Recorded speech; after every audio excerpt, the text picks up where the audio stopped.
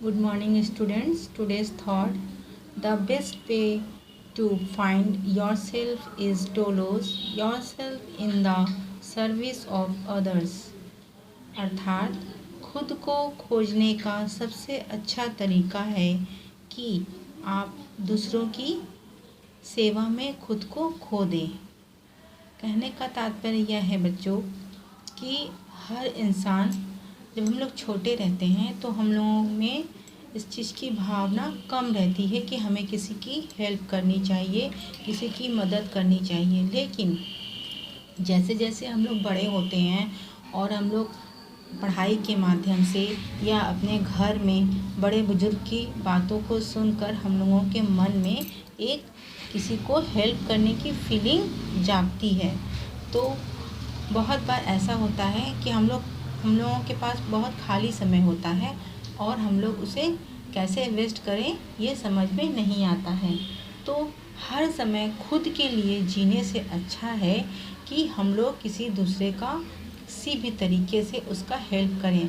Suppose आप लोग थोड़े बड़े क्लास के बच्चे हैं और कुछ छोटे क्लास के बच्चे जो थोड़े से पुअर हैं, गरीब हैं, जिनके माता पिता उन लोगों को ट्यूशन पढ़ाने के सक्षम पे नहीं हैं, उनके ट्यूशन का फ़ीस नहीं दे पा रहे हैं, तो आप लोग ऐसे बच्चों को भी अपने घर पर बुलाकर एक 8-10 बच्चों को इकट्ठा कर लें जो आप लोग पढ़ चुके हैं। आपके लोअर क्लासेस की पढ़ाई आप लोग उनको अगर वापस पढ़ाते हैं, उनके पढ़ाई में उनकी हेल्प करते हैं तो उनको भी लाभ होगा और आपका भी जो पढ़ा हुआ पाठ है वह वापस दोहरा लिया जाएगा और आपको भी अच्छे तरीके से याद हो जाएगा। आप लोग अभी स्टूडेंट हैं, इसलिए आप लोग ये कार्य कर सकते हैं। जैसे जैसे बड़े होंगे उस तरीके की ही फीलिंग मन में आती रहती है कि इंसान जिस क्षेत्र पे रहता है उसी क्षेत्र पे या उसके अन्य क्षेत्र पर भी इंसान एक दूसरे की हेल्प कर सकता है। और अभी आप लोग एजुकेशन के क्षेत्र पर हैं तो आप लोग एक दूसरे को एजुकेशन दे कर के भी आपस में हेल्प कर सकते हैं। कोई ज़रूरत नहीं है कि सारे बच्चे कोचिंग पे ट्यूशन पे जाकर ही पढ़ें। आप लोग आपस में भी एक दूसरे का हेल्प कर देंगे, अपने आसपास के बच्चों को बुलाकर अपने पास बैठाकर उनको समझा देंगे, उस चैप्टर को बता देंगे, तब भी उन्हें बहुत अच्छे से समझ में आ जाएगा। और उनके माता पिता को जो कि वो किसी कोचिंग में या ट्यूशन में पैसे देने की में असमर्थ हैं, नहीं लगा सकते अपने बच्चों को कोचिंग में, तो उनको भी हेल्प हो जाएगी और आपको भी अच्छा लगेगा। ओके, आज हम लोग पढ़ेंगे हिंदी सेकेंड में हम लोग चैप्टर 9 पढ़ेंगे और चैप्टर का नाम है लिंग यानी जेंडर। इसके पहले क्लास में मैंने हिंदी सेकेंड में आप लोग को पत्र पढ़ाया था। मुझे आशा है कि सारे बच्चे अच्छे से अब पत्र लिखना जान गए होंगे। आप लोग किसी भी टॉपिक पर पत्र लिख सकते हैं। तो आज का हमारा अध्याय है लिंग। लिंग कहने से हम लोग यह समझते हैं कि जिससे हमें जेंडर यानी कौन सी वह जाति का है, कि वह पुरुष जाति का है यानी नर है या नारी है यानी स्त्री जाति का है। किसी भी जाति के पुरुष या स्त्री जाति का बोध कराने वाले शब्द ही लिंग कहलाते हैं। लिंग शब्द से ही हम लोग को यह पता चलता है कि कौन पुरुष जाति के हैं और कौन स्त्री जाति के हैं। उनके नाम से भी उनका जेंडर यानी लिंग का परिचय होता है। अगर कोई लड़की है यानी स्त्री जाति की है तो उसका नाम राधा रहता है या अनामिका रहा या वंशिका रहा या साक्षी रहा, कुछ भी रहा, तो हम लोग उसके नाम से पता चल जाता है कि वह स्त्री जाति की है यानी कि लड़की है यानी स्त्री जाति की है। उसी तरह जब कोई पुरुष जाति का यानी कोई लड़का होता है तो हम लोग जानते हैं कि वह पुरुष जाति यानी पुल्लिंग की जाति का है। तो वैसे उसके नाम भी वैसे होते हैं, जैसे रमेश है, सुरेश है, नीरज है, धीरज है, सूरज है। इस तरीके से नाम अगर हम लोग सुनते हैं तो हम लोग समझ जाते हैं कि यह पुरुष जाति का है। तो हम लोग लिंग शब्द से ही पता चलता है कि वह किस जाति का है। जाति के बारे में हमें पता चलता है किससे? लिंग से। ओके, हाँ देखिए, यहाँ पर कुछ बच्चे हैं, कुछ बुजुर्ग भी हैं, अपना अपना वर्क कर रहे हैं। कुछ बच्चे खेल रहे हैं, कुछ बच्चे पढ़ रहे हैं। माता जी अपना वर्क कर रही हैं, पिताजी अपना वर्क कर रहे हैं, दादी दादा भी अपना वर्क कर रहे हैं। यानी कि इसमें स्त्री जाति और पुरुष जाति दोनों की यहाँ पर समावेश है।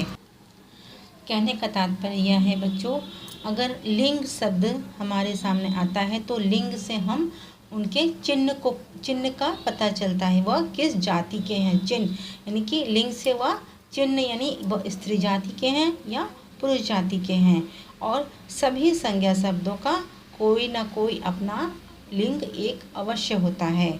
ठीक है, लिंग से ही उसके रूप की पहचान होती है। लिंग से ही पता चलता है कि वह पुरुष जाति का है कि वह स्त्री जाति का है। जैसे यहाँ पर देखिए उदाहरण स्वरूप, यह लड़का पढ़ रहा है और लड़की झूला झूल रही है। यानी कि यहाँ पता चल रहा है लड़का यानी पुरुष जाति का है या पढ़ रहा है और लड़की झूला झूल रही है। दादाजी अखबार पढ़ रहे हैं और दादी जी स्वेटर बुन रही हैं, यानी यह पुरुष जाति या स्त्री जाति। माली पौधों को सींच रहा है, मालिन फूलों की माला बना रही है। तो पुरुष जाति का है माली। माली शब्द से पता चलता है कि वह पुरुष जाति का है और मालिन शब्द से पता चलता है कि वह स्त्री जाति की है। दोनों का अलग अलग अपना वर्ग है। उपयुक्त वाक्यों में लड़का, दादा, माली शब्द पुरुष जाति का बोध करा रहे हैं तथा लड़की, दादी और मालिन शब्द स्त्री जाति का बोध करा रहे हैं। इस आधार पर कहा जा सकता, अगर हम परिभाषित रूप में अगर हम कहना चाहें कि लिंग किसे कहते हैं, तो शब्द के जिस रूप से उसके पुरुष या स्त्री जाति के होने का बोध हो। शब्द के जिस रूप से उसके स्त्री या पुरुष जाति के होने का बोध होता है उसे ही हम लिंग कहते हैं। लिंग के दो भेद होते हैं, पहला पुल्लिंग, दूसरा स्त्रीलिंग। जिस जाति से हमें पता चलता है कि वह शब्द पुरुष जाति का है वह पुल्लिंग, और जिससे हमें पता चलता है कि वह स्त्री जाति का है वह स्त्रीलिंग। अब उदाहरण से परिभाषा और उदाहरण सहित देखिए। पुरुष जाति का बोध कराने वाले शब्द पुल्लिंग कहलाते हैं, जैसे पिता, देवर, राजा, बैल, पति, मोर, सेठ आदि। ये सारे पुरुष जाति के हैं, इसलिए इन्हें पुल्लिंग कहते हैं। और स्त्री जाति का बोध कराने वाले शब्द को स्त्रीलिंग कहते हैं, जैसे माता, देवर, जैसे पिता का माता, देवर का देव रानी, राजा का रानी, बैल का गाय, पति का पत्नी, मोर का मोरनी, सेठ का सेठानी। ओके। अब पुल्लिंग शब्दों की पहचान। पुल्लिंग शब्दों की पहचान कैसे की जा सकती है? दिनों के नाम, जो दिनों के नाम होते हैं वह पुल्लिंग शब्द होते हैं, जैसे सोमवार, मंगलवार, बुधवार आदि। उसी तरह महीनों के नाम, चैत, बैसाख, जेठ आदि, ये सारे महीनों के नाम पुल्लिंग शब्द होते हैं। अनाज के नाम, जैसे गेहूँ, मक्का, चावल, चना, बाजरा, ज्वार, ये सारे जितने हैं सारे पुल्लिंग शब्द हैं। पर्वतों के नाम, हिमालय, विंध्याचल, आल्प्स पर्वत आदि, ये सारे पर्वतों के नाम क्या होते हैं? कुछ पर्वत ऐसे भी होते हैं जिनके स्त्री जाति में भी नाम हैं, और कुछ पर्वत ऐसे होते हैं जो पुरुष जाति के भी होते हैं। वृक्षों के नाम, जैसे अशोक, नीम, पीपल, बरगद आदि। धातुओं के नाम, सोना, पीतल, लोहा आदि। ठीक है। इसी में एक है चांदी। चांदी आपका स्त्रीलिंग जाति का है, वह चांदी शब्द जो है वह स्त्री जाति को बोध कराता है, चांदी पुल्लिंग जाति का नहीं है। रत्नों के नाम, हीरा, पन्ना, मोती आदि। शरीर के अंगों के नाम, जैसे कान, सिर, हाथ, गला, पैर, दांत, मुंह आदि। देशों के नाम, भारत, पाकिस्तान, जापान, चीन आदि। ग्रहों के नाम बुध, शुक्र, मंगल आदि। इस तरीके से ये सारे जितने हैं ये सारे पुल्लिंग शब्द को यानी पुरुष जाति का बोध करा रहे हैं। यह सब पुल्लिंग जाति के शब्द होते हैं। अब इसमें भी कुछ ऐसे पुल्लिंग हैं जो सदैव ही पुल्लिंग शब्द रहते हैं, इनको स्त्रीलिंग जाति में नहीं कन्वर्ट कर सकते। जैसे कौवा, कछुआ, गरुड़, भालू, खरगोश, खटमल, तोता, पंछी, बिच्छू, मच्छर, उल्लू आदि। ये सारे शब्द जितने हैं ये सारे सदैव पुल्लिंग शब्द में ही रहते हैं, ये कभी स्त्रीलिंग शब्द नहीं बनते। जैसे कौवा का हम कौवी नहीं बोलते, कछुआ का कछवी नहीं बोलते। इसी तरीके से ये सारे सदैव सब ये जो जितने शब्द हैं हम इसे पुल्लिंग अवस्था में ही प्रयोग करते हैं। स्त्री जाति की पहचान इस प्रकार की जाती है। जैसे तिथियों के नाम, जिस तरह यहाँ पर कुछ ऐसे शब्द हैं जो पुल्लिंग शब्द हैं, उसी तरह यहाँ पर भी कुछ स्त्री जाति के बोध कराने वाले शब्द हैं। तिथियों के नाम एकादशी, पूर्णिमा, अमावस्या आदि।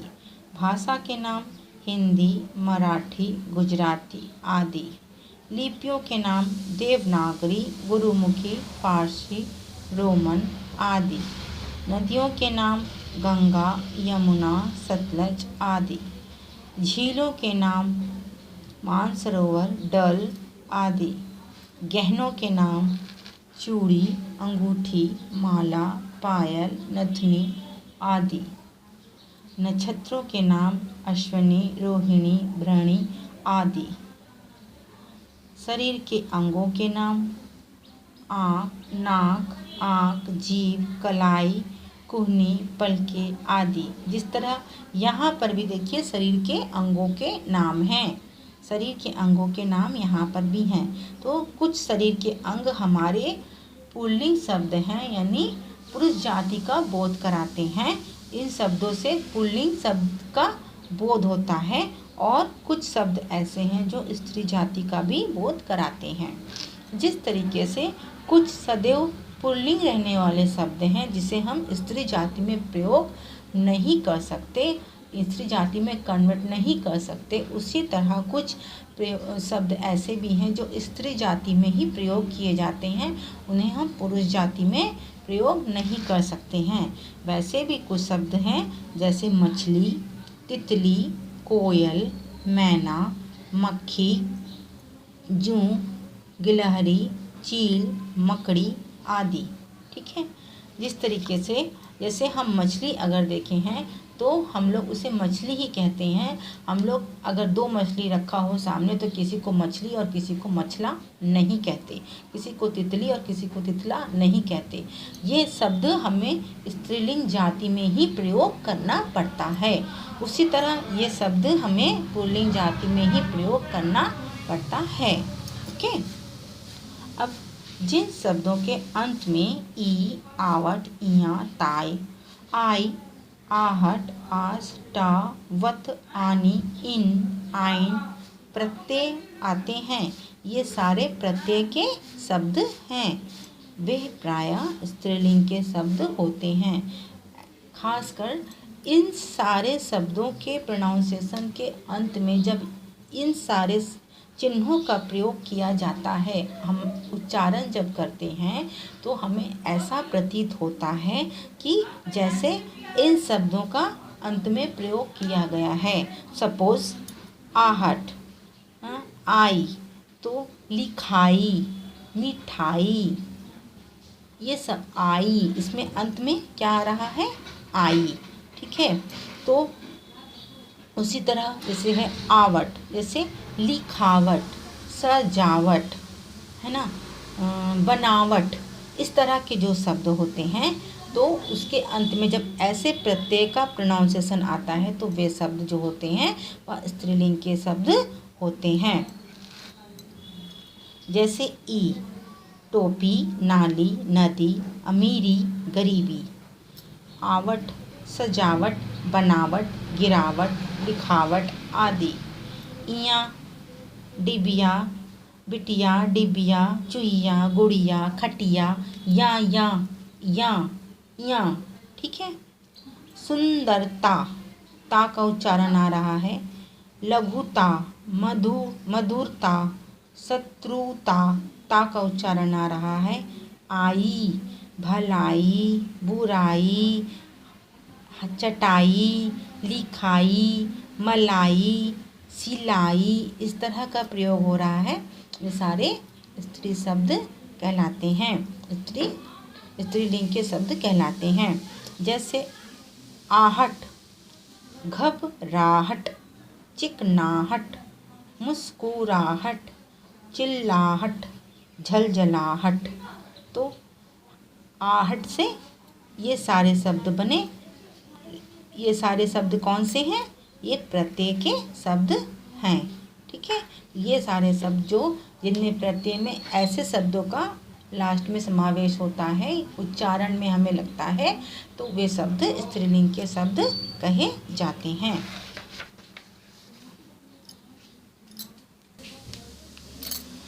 कुछ ऐसे भी शब्द हैं जो स्त्री और पुरुष जाति के लिए समान रूप से प्रयोग किए जाते हैं, उन्हें पद नाम कहते हैं।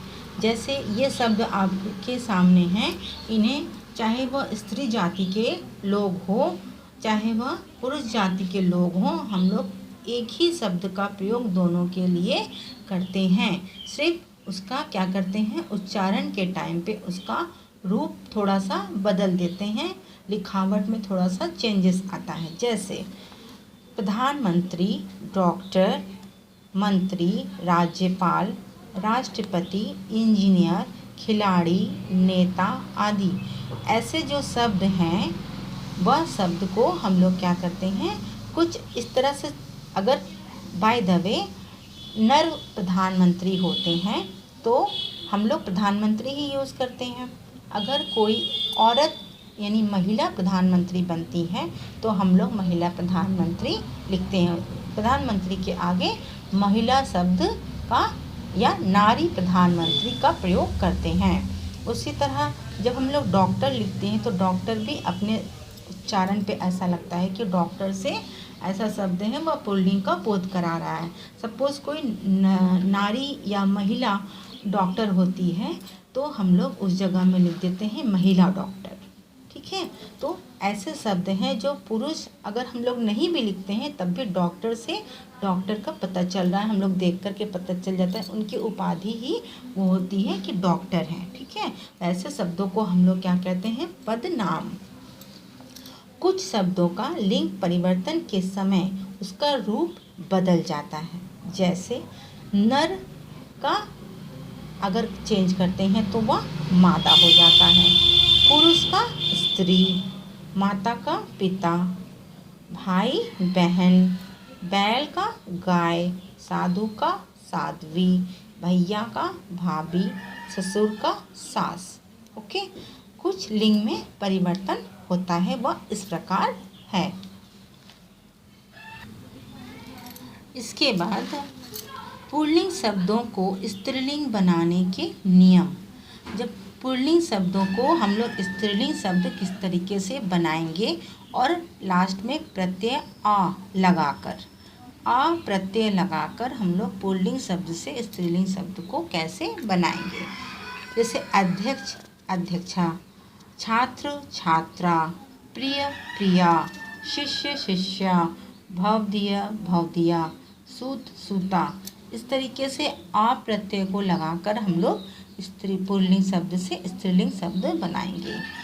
ई यानी बड़ी ई प्रत्यय, ये भी एक प्रत्यय है, इससे हम पुल्लिंग से कैसे स्त्रीलिंग बनाएंगे। जैसे चाचा, तो ई की मात्रा लगाएंगे, बड़ी ई की मात्रा, चाचा में आ की जगह हम बड़ी ई की मात्रा लगाएंगे, हो जाएगा चाची। दादा के साथ में दादी, मौसा के साथ में मौसी, घोड़ा के साथ में घोड़ी, ठीक है। उसके बाद इका, ये भी प्रत्यय है, इका शब्द लगाकर प्रत्यय शब्द लगाकर हम कैसे करेंगे, ई का यानी कि छोटी ई और का में आ की मात्रा, तो का में आ की मात्रा कैसे लगाएंगे, जैसे लेखक, तो लेखी, ये छोटी ई की मात्रा लगी, और का, इसमें का में आ की मात्रा नहीं है, ये बड़ा का लगा। ओके, चाहे का में ये बड़ा का दिखा रहा है, इसमें इसकी मात्रा लग गई का। ओके, लेखिका, चालक चालिका, बालक बालिका, पाठक पाठिका। उसी तरह इया प्रत्यय लगाकर इया यानी छोटी ई और या में आ की मात्रा लगाकर, जैसे खाट, तो खाट से हम बनाएंगे, तो अगर हम इसको ना देखें तो इया लगाएं टा में छोटी ई की मात्रा और या में आ की मात्रा, खटिया, चिड़ा से चिड़िया, डिब्बा से डिबिया। ओके, इन प्रत्यय लगाकर, जैसे छोटी ई में ना, छोटी ई है, जैसे इन यानी छोटी ई और ना, यह भी एक प्रत्यय है। ठीक है, तो सपोज ग्वाला है तो ग्वाला, ग्वालिन, ला में छोटी ई की मात्रा और ना, ग्वालिन, सुनार, सुनारिन, ना में छोटी ई की मात्रा और ना, सुनारिन। ठीक है, लुहार, ला में ऊ की मात्रा, हा में आ की मात्रा और रा में छोटी ई की मात्रा और ना, लुहारिन, ई ना, इन। ओके, कुम्हार, का में छोटी ई की मात्रा, मा में आधा मा, हा में आ की मात्रा रा, और रा में छोटी ई की मात्रा ना, कुम्हारिन। ओके, इस तरीके से ना का नागिन। अब छोटी ई की मात्रा में ना और ना में बड़ी ई की मात्रा, छोटी ई लगाएंगे और बड़ी छोटी ई के साथ में ना के साथ में बड़ी ई की मात्रा, या भी एक प्रत्यय है। जैसे योगी, योगिनी, तो छोटी ई की मात्रा लगी और ना में बड़ी ई लगी, योगिनी। ब्रह्मचारी, ब्रह्मचारिणी, ठीक है, चारिणी। अभिमानी, तो अभिमानिन, ना में छोटी ई की मात्रा, वापस एक ना लगा और ना में बड़ी ई की मात्रा, अभिमानिन। उसी तरह सन्यास, सन्यासिनी, यशस्वी, यशस्विनी, तपस्वी, तपस्विनी। ओके, अब सिर्फ नी लगाना है, नी प्रत्यय लगाकर हमें बनाने हैं पुल्लिंग शब्द से स्त्रीलिंग शब्द। जैसे मोर से मोरनी, जाट से जाटनी, राजपूत से राजपूतनी। सिर्फ हमें नी प्रत्यय लगाना है। ओके, उसी तरह आइन, जैसे दूबे से दुबाइन, आ हम नहीं लगाएंगे, आ की मात्रा लगाएंगे, आ की मात्रा लगा के ई ना, इन। ठाकुर से ठकुराइन, चौधरी से चौधराइन। ठीक है, अब यह है आनी और आणी प्रत्यय लगाना है, यानी कि आनी और आणी। जैसे सेठ से सेठानी, अब रुद्र से रुद्राणी। सेठ से कैसे बना, ये आनी शब्द लगा, सेठानी। अब सेठ को सेठानी नहीं कहेंगे, सेठ को सेठ से बनेगा सेठानी और रुद्र से बनेगा रुद्राणी। ठीक है, तो आ की बड़ी आ की मात्रा लगा और ड़ा में ई की मात्रा लगा। ओके, उसी तरह वान के साथ वती और मान के साथ मति लगाकर पुल्लिंग से स्त्रीलिंग बनाएंगे। सपोज बलवान, वहाँ में आ की मात्रा लगा और ना, बलवान, तो यह बन गया बलवान। जिसमें बलवान, वा में आ की मात्रा है, उसके साथ में हम वती लगाएंगे, यानी कि बलवती। ओके, और जिसमें मान है, जैसे बुद्धिमान, जिसके अंत में मान है, उस मान में हम प्रत्यय लगाएंगे मति, यानी बुद्धिमती। ओके, उसी तरह भगवान तो भगवती, रूपवान तो रूपवती। ओके, जैसे श्रीमान तो श्रीमती। ओके, क्लियर हुआ। तो मुझे आशा है बच्चों, अगर आप लोग इसको जिस तरह से मैंने इसको पढ़ाया है आप लोगों को, आप लोग पूरा वीडियो देखेंगे और इसी तरह से बैठकर शांति मन से एक बार इसको रिवीजन करेंगे, एक बार रीडिंग करेंगे और पूरे चीज़ को समझने की कोशिश करेंगे तो बहुत ही इंटरेस्टिंग चैप्टर है। और हम लोग जब भी कोई चीज़ लिखते हैं, कुछ पैराग्राफ लिखते हैं, कुछ अपने किसी के बारे में लिखने बैठते हैं, कुछ अनुच्छेद लिखते हैं, तो हम लोगों को ऐसे ही शब्द का सामना करना पड़ता है। अगर हम लोग इस चीज़ की नॉलेज नहीं रखेंगे तो हम लोग जो लिखते हैं उसका लिखावट, उसमें पढ़ने में सुंदरता नहीं आएगी। ठीक है, लिखने में तो आएगी नहीं, जो पढ़ेगा वो भी हंसेगा क्योंकि भाषा सही नहीं होगी। ओके, अब हम लोग करेंगे चैप्टर क्वेश्चन आंसर है। क्वेश्चन आंसर मैं आप लोग को पहले पढ़ के बताती हूँ। सपोज पहला क्वेश्चन है, लिंग किसे कहते हैं? शब्द के जिस रूप से उसके पुरुष या स्त्री जाति के होने का बोध होता है उसे लिंग कहते हैं। लिंग के भेद उदाहरण सहित बताइए। लिंग के दो भेद होते हैं, पुल्लिंग और स्त्रीलिंग। पुल्लिंग शब्द के उदाहरण हैं पिता, राजा, बैल, पति आदि। स्त्रीलिंग शब्द के माता, रानी, गाय, पत्नी आदि। नंबर 3 क्वेश्चन, सदैव पुल्लिंग रहने वाले 5 शब्द बताइए। सदैव पुल्लिंग रहने वाले 5 शब्द, कौवा, कछुआ, भालू, खरगोश, तोता। ओके, सदैव स्त्रीलिंग रहने वाले 5 शब्द बताइए। सदैव स्त्रीलिंग रहने वाले 5 शब्द, मछली, तितली, कोयल, मैना, मक्खी। ओके, दोनों लिंगों में समान रहने वाले पदनाम कौन कौन से हैं? दोनों लिंगों में समान रहने वाले पदनाम प्रधानमंत्री, डॉक्टर, राज्यपाल, राष्ट्रपति, खिलाड़ी हैं। ओके, यहीं से आप लोग स्क्रीनशॉट कीजिएगा और क्वेश्चन आंसर राइट कीजिएगा। अब हम आते हैं एक्सरसाइज पर। एक्सरसाइज नंबर का सही विकल्प पर सही के निशान लगाओ। स्त्री और पुरुष जाति का बोध कराने वाले शब्द क्या कहलाते हैं? स्त्रीलिंग, पुल्लिंग, लिंग या पदनाम? क्या होंगे? लिंग। ठाकुर शब्द का स्त्रीलिंग शब्द क्या है? ठाकुरी, ठकुराइन, ठाकुरनी या ठकुरनी? ठकुराइन। ओके, गाय शब्द का पुल्लिंग क्या होता है? गायें, भैंसे, बैल या गऊ? बैल। निम्नलिखित में कौन सा शब्द सदैव पुल्लिंग है? बिल्ली, कुत्ता, कछुआ या बंदर?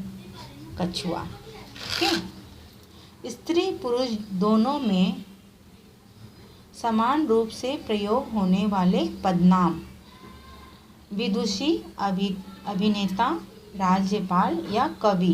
राज्यपाल।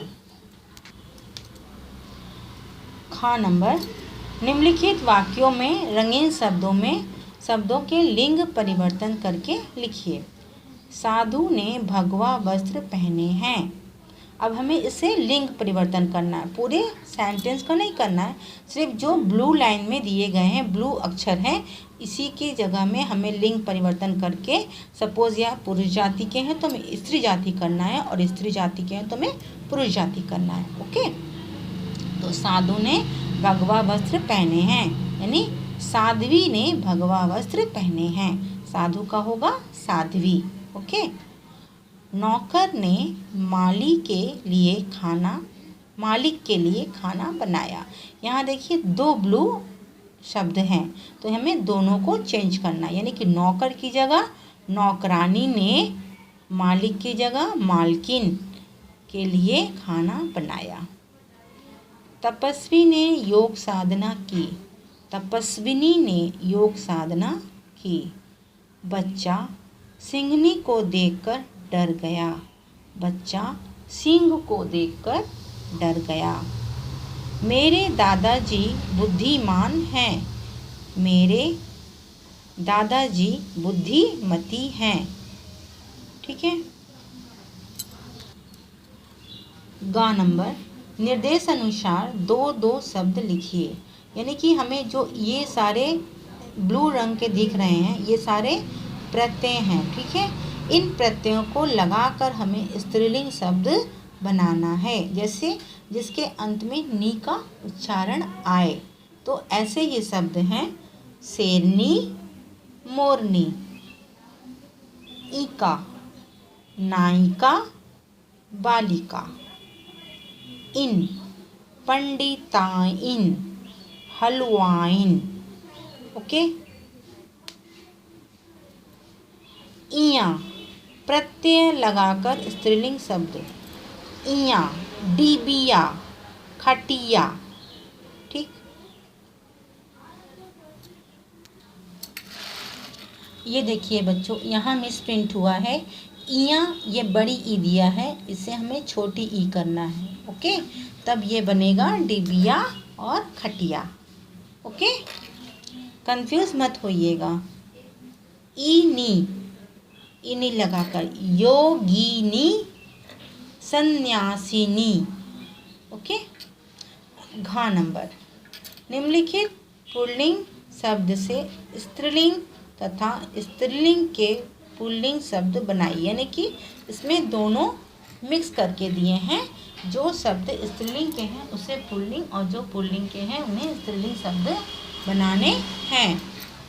जैसे नायक से नायिका, सन्यासी से सन्यासिनी, सम्राट से सम्राज्ञी, संचालिका, संचालक, वृद्ध, वृद्धा, लुहारिन, लुहार, शिक्षिका, शिक्षक, तपस्विनी, तपस्वी, भाग्यवान, भाग्यवती। ओके। तो आप लोग को कॉपी में करना है, इसको पहले करा देती हूँ उसके बाद बताती हूँ। निम्नलिखित के नाम पुल्लिंग या स्त्रीलिंग सही मेल कीजिए। उदाहरण स्वरूप 2 बॉक्स बने हैं, एक में स्त्रीलिंग शब्द है, एक में पुल्लिंग। यहाँ कुछ मिक्सअप किए हुए हैं, स्त्रीलिंग शब्द भी हैं, पुल्लिंग शब्द भी हैं। यहाँ पर भी स्त्रीलिंग शब्द भी है, पुल्लिंग शब्द भी है। यानी कि वृक्षों के नाम हैं, यहाँ भाषा के नाम है। इस तरीके से हमें मैचिंग करना है कि कौन से स्त्रीलिंग शब्द हैं, कौन से पुल्लिंग है। जैसे भाषा के नाम फॉर एग्जाम्पल दिया है, स्त्रीलिंग शब्द होते हैं। देशों के नाम पुल्लिंग शब्द होते हैं। पर्वतों के नाम पुल्लिंग शब्द होते हैं। ओके। तिथियों के नाम स्त्रीलिंग शब्द, गहनों के नाम स्त्रीलिंग शब्द, वृक्षों के नाम पुल्लिंग शब्द होते हैं। नदियों के नाम स्त्रीलिंग शब्द होते हैं। ग्रहों के नाम पुल्लिंग शब्द होते हैं। रत्नों के नाम पुल्लिंग शब्द होते हैं। लिपियों के नाम स्त्रीलिंग शब्द होते हैं। ओके। तो आपको कॉपी में करना है का, पहले तो ये क्वेश्चन आंसर पूरा राइट कीजिएगा, उसके बाद एक्सरसाइज कीजिएगा, बुक में भी फिल कीजिएगा, कॉपी में भी फिल कीजिएगा। ओके। का, खा, गा और अच्छा इसको मत कीजिएगा, इसको सिर्फ बुक में फिल कीजिएगा। ओके। तो घा तक आपको कॉपी में भी करना है और बुक में भी करना है, और क्वेश्चन आंसर कॉपी में राइट करना है। पूरा वीडियो देखना है और अच्छे से चैप्टर को समझना है, तब कॉपी में राइट करना है। ओके। तब राइट करके, सिर्फ राइट करके रख मत दीजिएगा, उसको लर्न भी कीजिएगा। बहुत जल्दी एग्ज़ाम होने वाले हैं, इसलिए आप लोग अभी से तैयारी शुरू कर दीजिए। ठीक है। बहुत अच्छे से चैप्टर पढ़िएगा, तभी क्वेश्चन आंसर राइट कीजिएगा। पूरा वीडियो देखिएगा। घर पर रहें, सुरक्षित रहें और पढ़ते रहें।